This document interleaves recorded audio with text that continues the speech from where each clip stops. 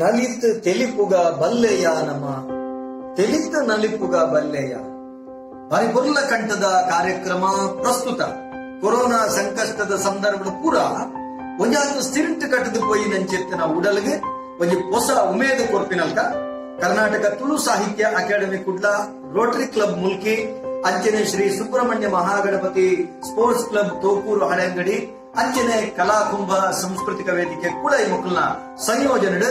ಭಾರತ ಸ್ವಾತಂತ್ರ್ಯದ ಅಮೂರ್ತ ಮಹೋತ್ಸವದ ಅಂಗವಾದ ನಡಪುನಂಚೆತ್ತಿನ